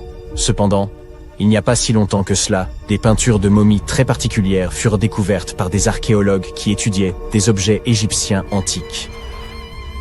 Ces portraits de momies sont des peintures très détaillées d'individus réalisés de leur vivant. Ils étaient souvent peints sur du bois, contrairement aux portraits sur toile classiques que nous connaissons tous. Ces portraits sont appréciés pour leur réalisme et leur beauté, et ont même été utilisés par des chercheurs pour diagnostiquer des maladies en les comparant aux momies correspondantes. Certains de ces portraits comportent également des représentations de bijoux, qui ont été retrouvés plus tard sur les momies. La découverte récente de ces portraits de momies en Égypte centrale revêt une grande importance, car c'est la première fois depuis plus d'1 siècle que de telles peintures sont retrouvées. Les momies sont apparues partout dans le monde de manière naturelle. En effet, la momification peut se produire sans que l'homme n'intervienne, en raison de conditions naturelles. Par exemple, des environnements extrêmement froids ou chauds, des endroits où l'oxygène manque, ou une exposition accidentelle à des produits chimiques qui préservent le corps. Les conditions que je viens de citer ne permettent pas aux bactéries de se développer, ce qui fait que le corps reste plus ou moins intact. Le célèbre Otzi est l'une de ces momies. Nous savons aujourd'hui qu'il s'agissait d'un homme ayant vécu il y a environ 5000 ans en Europe, mais lors de sa découverte dans les Alpes en 1991, les autorités autrichiennes crurent d'abord qu'il s'agissait d'un alpiniste moderne en raison de la bonne conservation du corps. Cependant, après avoir retiré l'homme des glaces du glacier, il fut établi qu'il datait en fait de l'âge du cuivre. Les égyptologues examinent depuis fort longtemps le moindre centimètre carré du site entourant la Grande Pyramide, mais ils ont pourtant négligé cette étonnante baignoire en granit rose enfouie à quelques kilomètres de là. Voici ce qu'il en est. Ce mystérieux tube ovale qui repose depuis des années à côté de la pyramide de Khéops pourrait prouver que les Égyptiens ont construit les pyramides non seulement à des fins architecturales, mais également pour produire de l'électricité, bien avant Alessandro Volta et Thomas Edison. Le plateau de Gizeh est célèbre pour ses 3 pyramides, celle de Khéops, celle de Képhren et celle de Mykérinos. Mais 2 structures plus petites se trouvent tout près, la grande excavation de Zaouiet El Aryan et la pyramide de Kaba. Certains chercheurs affirment que ces constructions n'ont jamais été achevées, tandis que d'autres pensent qu'elles ont été détruites pour des raisons plus mystérieuses. L'une de ces raisons pourrait être liée à l'utilisation initiale des pyramides de Gizeh. On pense en effet qu'elles servaient à produire de l'électricité. Pour relier ces différents éléments, il faut remonter au début du XXe siècle. C'est à cette époque qu'un architecte et égyptologue italien nommé Alessandro Barsanti décida d'examiner la pyramide de Zaouiet El Aryan. Près du site, il remarqua quelque chose d'inhabituel, des fragments de granit éparpillés.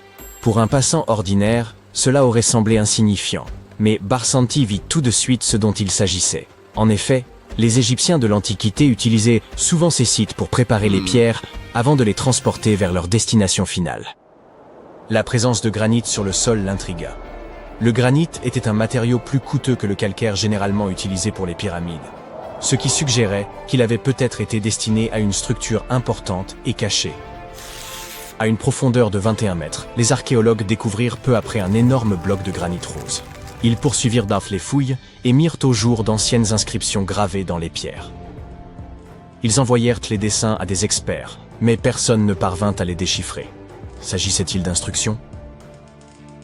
C'est alors que Barsanti fit sa plus grande découverte. Il trouva une cuve ovale sculptée dans du granit rose que l'on avait poli pour lui donner un aspect miroitant. La cuve avait été soigneusement scellée. Lorsqu'ils l'ont ouverte, ils ont trouvé un mince résidu noir sur ses parois. Une substance huileuse.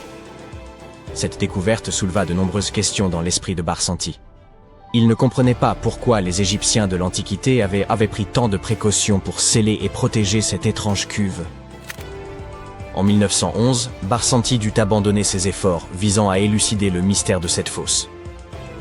Cependant, ces découvertes intriguèrent les chercheurs du monde entier, qui émirent leurs propres hypothèses. L'une de ces théories modernes suggère que les pyramides auraient pu faire partie d'un ensemble plus vaste. Selon elle, la pyramide de Khéops aurait en réalité servi de pompe à eau destinée à irriguer cette région désertique. Apparemment, les chambres internes de la pyramide fonctionnaient comme un système hydraulique. Dans les années 1990, un ingénieur prit cette théorie au sérieux et étudia la chambre souterraine de la pyramide. À sa grande surprise, il trouva des traces de dégâts causés par l'eau. Il semblerait que la pyramide générait de puissantes ondes de compression, également appelées impulsions, capables de produire de l'électricité. Cela a soulevé une question importante. Les anciens Égyptiens auraient-ils utilisé les pyramides comme générateurs pour produire de l'électricité? Sur le papier, cela s'est avéré possible. Cependant, parvenir à un consensus sur la fonction initiale des pyramides est probablement l'une des choses les plus difficiles au monde. Nous ne sommes donc toujours pas sûrs à 100% de cette théorie. En dehors de cela, l'Égypte reste un terrain idéal pour l'étude du passé de l'humanité. Les scientifiques viennent de découvrir ce qui ressemble à un centre de commande cosmique, similaire à la fameuse salle que l'on voit dans les films mettant en scène Doctor Strange. Ils ont découvert un observatoire astronomique en forme de L, mesurant environ 830 mètres carrés et datant du 6e siècle avant notre ère. Il s'agit sans aucun doute du premier et du plus grand observatoire de ce type. Cette structure en briques crues abritait des instruments utilisés pour calculer les dates liées aux rites de l'Égypte antique, couronnements royaux et calendrier agricole. Cet observatoire est situé sur un site archéologique connu sous le nom de Temple de Bouto, à seulement 80 km à l'est d'Alexandrie. C'est assez impressionnant. Cette structure a été conçue de manière à ce que l'on puisse y pénétrer par une entrée orientée à l'est. Ainsi, on pouvait admirer le lever du soleil. Une fois à l'intérieur, on découvrait un cadran solaire géant, utilisé pour mesurer le temps en suivant le mouvement des ombres à l'intérieur de la salle. Ce cadran solaire mesurait près de 5 mètres de long. Ce fut une découverte passionnante. Une autre découverte intéressante faite par des scientifiques et des égyptologues fut celle de la toute première momie enceinte. Même si nous en savons désormais beaucoup sur les processus de momification, nous continuons à faire des découvertes qui nous ouvrent de nouvelles portes sur la vie des anciens Égyptiens. Il a fallu beaucoup de temps pour découvrir que cette momie était enceinte au moment de son embaumement, car elle avait été placée dans un cercueil masculin. Plus précisément, celui d'un prêtre. Les historiens affirment qu'au XIXe siècle, de nombreux marchands mélangèrent les cercueils afin de les vendre. Oui, cela signifie qu'ils les ouvraient et échangeaient les momies pour satisfaire leurs clients. Ce fut une énorme surprise, car ils espéraient en apprendre davantage sur les problèmes de santé dans l'Antiquité lorsqu'ils ont ouvert ce cercueil.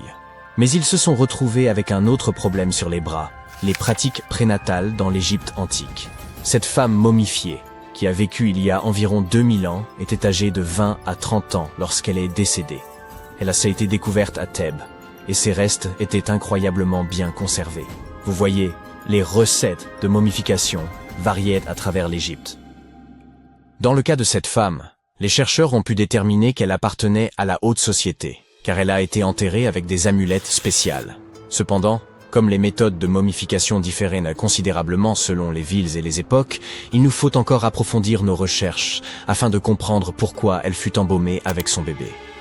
En parlant de momies, des scientifiques ont fouillé un lieu de repos à Saqqara, également en Égypte, et ont mis au jour 2 ateliers d'embaumement. L'un était destiné aux humains et l'autre aux animaux sacrés.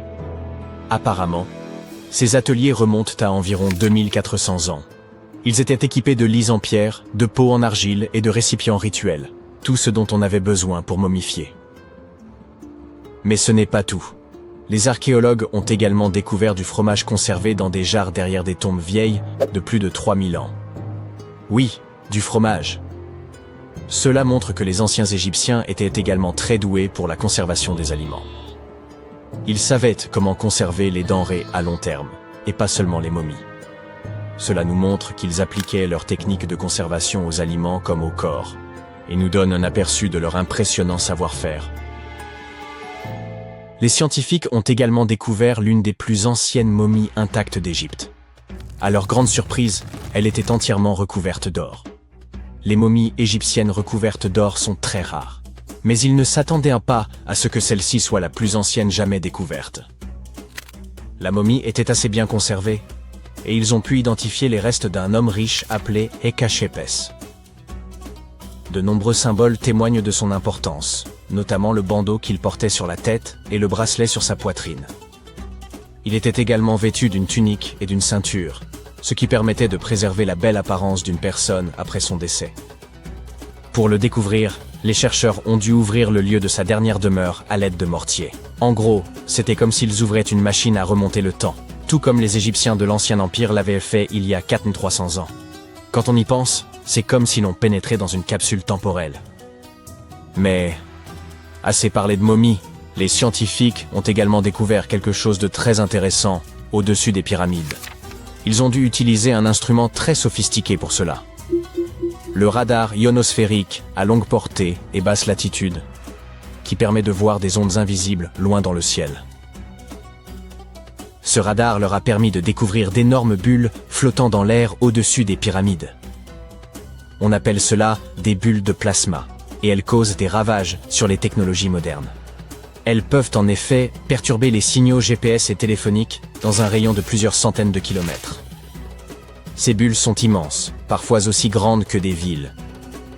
Elles ont pour origine l'épuisement soudain des particules chargées dans l'ionosphère. Ainsi, au lieu de se répartir uniformément, elles restent agglomérées sous forme d'ondes. Il s'agit d'une découverte importante, car elle peut aider les scientifiques à comprendre comment empêcher ces ondes de perturber nos technologies. Les archéologues égyptiens ont récemment fait une découverte extraordinaire près du Caire. Roulement de tambour, s'il vous plaît. La momie la plus ancienne et la plus complète jamais mise au jour dans le pays. Cette momie, vieille de 4300 ans, a été trouvée dans un ensemble de tombes près de la pyramide à degré de Djeser, datant de l'ancien empire égyptien. Elle était recouverte de couches d'or. L'équipe a également découvert plusieurs autres tombes, dont une appartenant à un haut dignitaire égyptien et une autre à un gardien des secrets, qui présidait aux cérémonies. Une autre tombe intéressante était celle d'un scribe, qui contenait les plus grandes statues jamais découvertes dans la région. Ce vaste site funéraire abrite également plus d'une douzaine de pyramides et de lieux de sépulture. L'une des momies les plus célèbres au monde est probablement celle d'Hatshepsut. Elle a gouverné l'Égypte pendant environ 20 ans, érigé de nombreux édifices impressionnants et créé de nouvelles routes commerciales. Cependant, lorsque l'archéologue Howard Carter a découvert son tombeau dans la vallée des rois, son sarcophage était vide. Carter a néanmoins trouvé 2 cercueils dans une autre tombe, dont l'un appartenait à la nourrice d'Hatshepsut et l'autre à une femme inconnue. En 2006, une équipe de spécialistes a décidé d'enquêter pour déterminer si cette femme mystérieuse était la reine en personne. Ils ont découvert une molaire dans une boîte en bois portant le nom d'Hatshepsut, et lorsqu'ils l'ont comparée à la mâchoire de la momie, elle correspondait parfaitement. Ramsès II était un souverain des plus remarquables, mais c'est sa momie, plus encore que ses accomplissements, qui aura finalement marqué l'histoire. Ramsès est considéré comme le pharaon le plus puissant de toute l'Égypte, ayant régné durant pas moins de 6 décennies. Il a également vécu jusqu'à l'âge canonique de 90 ans, ce qui était tout à fait remarquable compte tenu de l'époque à laquelle il vivait. Ramsès II aurait eu plus de 100 descendants, parlé d'une famille nombreuse. À sa mort, son corps fut initialement enterré dans la vallée des rois, mais des pillards tentèrent de dérober les trésors de son tombeau. Ses successeurs, ne pouvant tolérer de tels actes, déplacèrent donc son corps vers un lieu tenu secret pour le protéger. Avance rapide jusqu'au XIXe siècle, quand la momie de Ramsès II fut découverte avec celle d'autres souverains et dignitaires. Cependant, elle n'était pas en très bon état. Les archéologues décidèrent donc de l'envoyer à Paris pour des soins appropriés. Le problème, c'est qu'il ne pouvait tout simplement pas être expédié vers un autre pays. La seule solution fut de donner à Ramsès II un passeport. Sa profession y était indiquée comme « roi », et le document comportait même sa photo. La plupart des momies ne sont pas nécessairement réputées pour avoir une peau très hydratée, mais celle d'une femme originaire de Chine et surnommée Lady Di prouve le contraire. Non, nous ne parlons pas de cette Lady Di, mais d'une marquise remontant à la dynastie Han, découverte dans un tombeau richement décoré en 1971. Grâce aux conditions particulières de son sépulcre, humidité et absence d'oxygène, son corps était presque parfaitement préservé. Sa peau était douce, ses cheveux impeccables, et elle était encore souple. Le musée qui expose aujourd'hui sa momie montre également une multitude d'objets luxueux enterrés avec elle, comme de la vaisselle et des instruments de musique. Les archéologues, en examinant la momie de plus près, découvrirent qu'elle était décédée d'une crise cardiaque vers l'âge de 50 ans. Bien qu'elle ait quitté ce monde depuis plus de 2000 ans, Madame Di continue de fasciner. La momie d'Ötzi, l'homme des glaces, fut découverte dans les Alpes en 1991. Les autorités autrichiennes pensèrent d'abord qu'il s'agissait d'un alpiniste moderne, tant il était bien conservé. Il s'avéra qu'il provenait en réalité de l'âge du cuivre.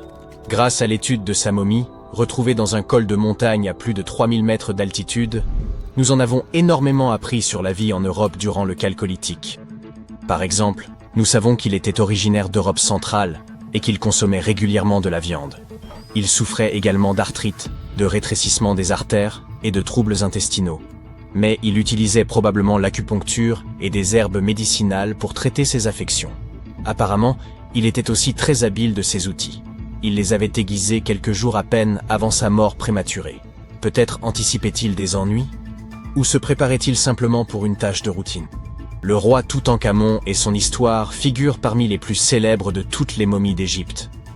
Ce pharaon est décédé à l'âge précoce de 19 ans, il y a plus de 3 millénaires, mais sa momie reste l'une des plus emblématiques au monde.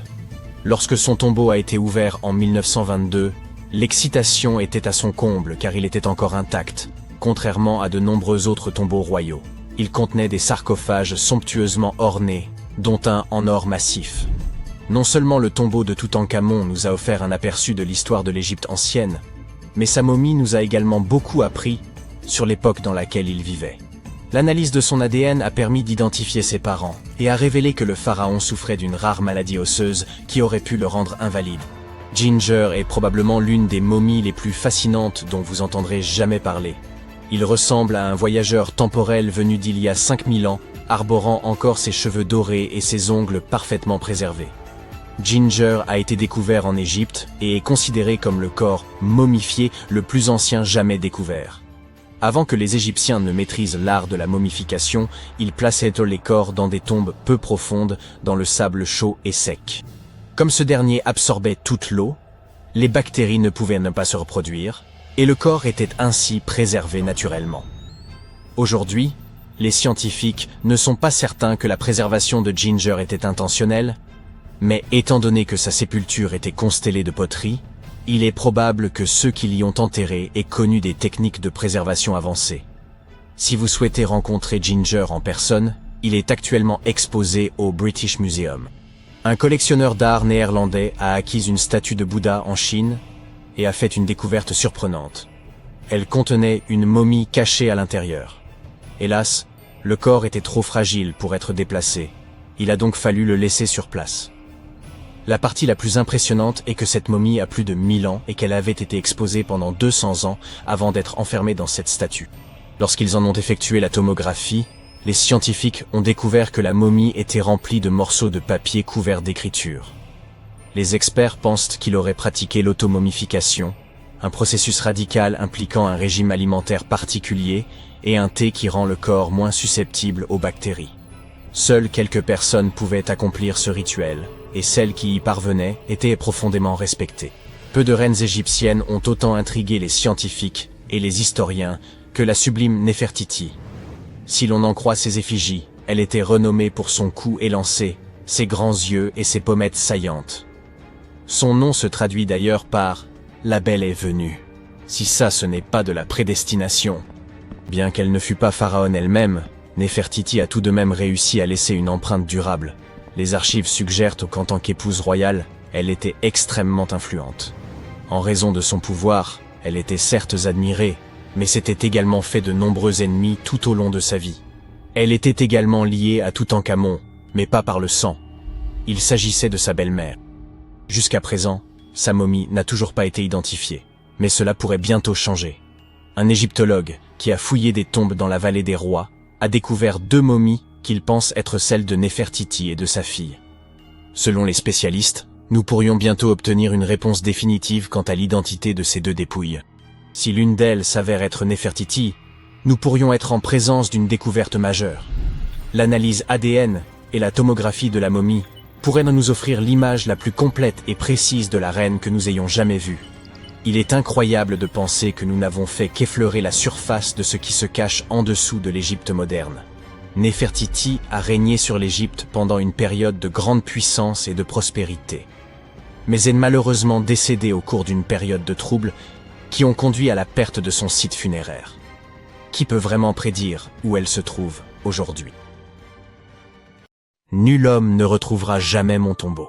C'est, selon la légende, ce qu'aurait un jour déclaré Cléopâtre. Il ne s'agissait pas réellement d'une question de sexe. Elle ne souhaitait simplement pas qu'une âme vivante vienne troubler son repos. Et je pense qu'elle signifiait par là qu'aucun être humain ne parviendrait jamais à localiser sa tombe. Pourtant, contre toute attente, c'est bien une femme qui s'est approchée plus que quiconque de cet objectif tant convoité. Faites la connaissance de Kathleen Martinez-Berry, une avocate pénaliste dominicaine devenue archéologue. Sa fascination pour Cléopâtre fut telle qu'elle décida de tout quitter pour partir en Égypte, sans le moindre appui officiel ni même l'aval des autorités. Son seul moteur, une détermination inébranlable à retrouver la dernière demeure de la reine. On pourrait dire que Kathleen a toujours eu une longueur d'avance. Élève précoce, elle sauta plusieurs classes, maîtrisa le piano, les échecs, la natation et les arts martiaux, et grandit dans un environnement où les plus brillants esprits venaient débattre sous son toit. Diplômée en droit à 19 ans, elle nourrissait depuis longtemps une passion pour l'archéologie, bien qu'elle n'ait jamais mis les pieds en Égypte, ni participé à une seule fouille. Son obsession pour Cléopâtre remontait à un échange animé avec son père en 1990. Ce jour-là, elle pénétra dans la bibliothèque familiale en quête d'un exemplaire d'Antoine et Cléopâtre de Shakespeare. Son père, Fausto Martinez, professeur et expert en droit, qualifia alors la reine d'Égypte de simple séductrice. Kathleen ne pouvait s'y résoudre. Elle riposta avec ferveur, soutenant que l'histoire avait profondément dénaturé l'image de Cléopâtre. Selon elle, les Romains s'étaient appliqués à détruire sa réputation, et pendant des siècles, on s'était contenté d'adhérer à leurs récits. La discussion s'éternisa des heures durant, jusqu'à ce que son père concède qu'il avait peut-être jugé la souveraine trop hâtivement. Cette conversation marqua un tournant décisif. Dès lors, Kathleen se plongea dans l'étude des textes antiques, accordant une attention particulière aux récits de Plutarque sur Cléopâtre et Marc-Antoine. Plus elle approfondissait ses recherches, plus elle se persuadait que la reine d'Égypte n'était pas qu'une souveraine éprise d'un tyran au destin tragique, mais une stratège de génie, engagée dans une lutte politique visant pour préserver l'indépendance de son royaume. Et plus elle lisait, plus une question s'imposait à elle. Et si l'on avait toujours cherché le tombeau de Cléopâtre au mauvais endroit, cette idée ne la quitta plus. Alors qu'elle veillait sur son deuxième enfant, elle obtint une maîtrise en archéologie, une capacité à jongler avec les responsabilités qui témoignent de sa détermination. Cette quête raviva l'obsession qui allait désormais guider sa vie, percer le mystère du tombeau de Cléopâtre. Si la majorité des spécialistes estiment que la reine repose sous l'Alexandrie moderne, en compagnie de 13 autres souverains ptolémaïques, Martinez défend une hypothèse radicalement différente. Elle est convaincue que Cléopâtre a été inhumée à Taposiris Magna, un temple ancien dédié à Osiris, dieu de l'au-delà. Mais pour confirmer cette intuition, il lui fallait encore mettre la main sur un cartouche remontant à sa fondation. Ces plaques, de la taille d'un smartphone, étaient enfouies sous les structures sacrées et comportaient de souvent des inscriptions relatant la date et la raison de la construction du temple. Si elle parvenait à découvrir une plaque attestant que l'édifice était voué à Isis, divinité tutélaire de Cléopâtre, elle disposerait enfin d'une preuve tangible qu'elle fouillait au bon endroit. Rien ne pouvait la détourner de son objectif. Martinez et son équipe fouillèrent l'ensemble du site, creusant plus profondément que quiconque avant eux. Ils découvrirent des pièces de monnaie frappées à l'effigie et au nom de Cléopâtre, qui établissaient un lien direct entre la souveraine et ce lieu. Puis, ils mirent au jour un élément encore plus fascinant. Un tunnel souterrain qui acheminait autrefois l'eau depuis le temple jusqu'à la Méditerranée. Si une partie de l'édifice s'était effondrée dans les flots, la tombe de Cléopâtre pouvait-il s'y trouver lui aussi? Pour poursuivre ses recherches sous-marines, Martinez devait convaincre les autorités égyptiennes de lui accorder leur soutien. Contre toute attente, elle parvint à exhumer le cartouche de fondation tant convoité. Il révélait qu'un pharaon avait dédié une vaste région de Nubie à la déesse Isis. C'était la confirmation tant attendue. L'inscription prouvait que le temple était bien consacré à Isis, confirmant que la théorie de Martinez n'était pas sans fondement. Si un temple se dressait encore sur la terre ferme, elle en déduisait qu'un second, peut-être même le tombeau de Cléopâtre, s'était effondré dans la mer. Pour étayer cette hypothèse, elle avait besoin d'experts en archéologie sous-marine. Elle contacta donc Robert Ballard, célèbre pour avoir découvert l'épave du Titanic. Avec l'aval de l'Égypte, son équipe se mit à sonder les eaux au large d'Alexandrie. Ce qu'ils mirent au jour dépassait leurs espérances. Sous l'eau, ils découvrirent d'imposantes structures de pierre, dont certaines atteignaient 2 à 3 mètres de haut, à l'endroit même où la côte se trouvait des millénaires auparavant. Parmi elles, figuraient aussi des blocs de basalte, le même matériau que celui des statues du premier temple. Une conclusion s'imposait. Ces pierres n'étaient pas de simples débris. Il s'agissait des vestiges d'une cité engloutie, ensevelie sous les flots depuis des siècles. Désormais, il ne reste plus qu'à attendre pour savoir si Martinez et son équipe parviendront à percer l'un des plus grands mystères de l'Antiquité, laissé par l'exceptionnelle Cléopâtre. Revenons un peu en arrière. À la mort de son père, Ptolémée le XIIe, le trône égyptien revint officiellement à la fois à Ptolémée XIIIe et à Cléopâtre, du moins en apparence. Alors âgée de 18 ans, Cléopâtre aurait épousé son frère de 10 ans, une pratique courante parmi les dynasties de l'époque. Bien qu'aucune preuve formelle ne permette de l'affirmer avec certitude. Mais l'union ne dura pas. Très vite, le jeune Ptolémée décida qu'il voulait régner seul et chercha à évincer Cléopâtre. Contrainte de fuir l'Égypte, elle ne se contenta pas d'attendre son heure dans l'ombre. Déterminée à reprendre ce qui lui revenait de droit, elle leva une armée. À seulement 21 ans, elle se trouvait déjà dans le désert du Sinaï, à la tête de ses troupes, élaborant son retour triomphal au pouvoir. À cette époque, Cléopâtre entretenait déjà une alliance aussi stratégique que personnelle avec Jules César. En juin 47 avant Jésus-Christ, elle donna naissance à un fils, Ptolémée César, plus connu sous le nom de Césarion, que beaucoup considèrent comme l'enfant de César. Mais cela ne l'empêcha nullement de respecter les traditions royales égyptiennes. C'est ainsi qu'apparut dans sa vie un second époux, son autre frère, Ptolémée XIVe. Oui, malgré sa liaison avec César, Cléopâtre contracta une nouvelle union au sein de sa propre famille, car dans son univers, préserver le pouvoir dynastique était une priorité absolue. Toutefois, son mariage ne changea rien à la solidité de son lien avec César. Cléopâtre se rendit même à Rome aux côtés de Ptolémée XIV pour une visite d'État. Mais au lieu de loger au palais officiel, elle s'installa dans la villa privée de César, sur les rives du Tibre. Cependant, en 44 avant Jésus-Christ, aux ides de Mars, l'assassinat de César bouleversa l'équilibre politique et mit en péril la position de Cléopâtre. Comme si cela ne suffisait pas, peu de temps après, Ptolémée XIV trouva la mort. Certains soupçonnent même que Cléopâtre ait orchestré sa disparition, la laissant seule maîtresse de l'Égypte. Pendant ce temps, à Rome, Marc-Antoine consolidait son ascension, se rêvant l'héritier politique de César. Curieux d'évaluer la souveraine d'Égypte, il la convoqua. Cléopâtre ne manqua pas l'occasion de marquer les esprits. Elle fit son entrée sur une somptueuse barge, paraît-elle une déesse.